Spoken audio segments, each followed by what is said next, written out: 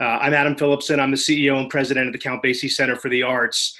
Today, I'm going to be talking about two forms of consuming entertainment, events that are inside, and also follow up on my colleagues and talking a little bit about outdoors as well.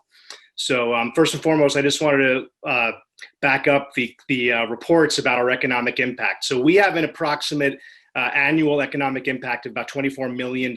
That's when you're taking into account staff and artists, hotels, restaurants, babysitters, all those things that make an event, an evening out possible.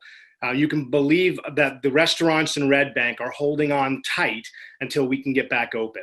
If you multiply that by the number of venues in our state, you can see the devastating loss that's going on in our communities. So inside, we have two venues on our campus. We have the newly opened Vogel Theater, and then we have a pop-up stage that we created in our historic theater. Both of those venues are capped at 150. So despite that, we have had 70 plus shows that have sold out.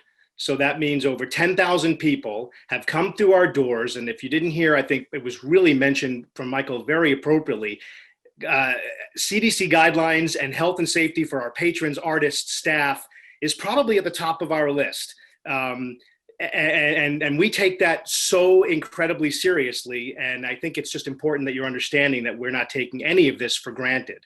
We have not had one person sick that came to our venues. Like others, we were also very excited and recently granted the opportunity to expand to 35% from 25%. But unlike others, our cap remained the same at 150. We're just completely unable to survive at this capacity. We have been hanging on for a year. March 12th was our last full event that we had with in our venue with Tony Bennett. So this capacity limitations leads to innovation.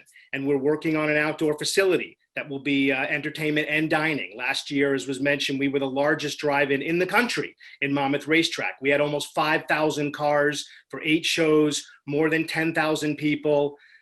We then created an outdoor entertainment dinner club. We had 20,000 people come through, 60 shows. Capacity there was 500. Right now, as we make plans for the outdoor, we're capped at 50. So we've learned both indoor and outdoor that if we do this safely, which we do, and we follow CDC guidelines, which we do, that people can gather and can consume the arts safely. And the arts are critical. It's critical for our part that we're doing for the social and emotional healing for students, families, community members, artists.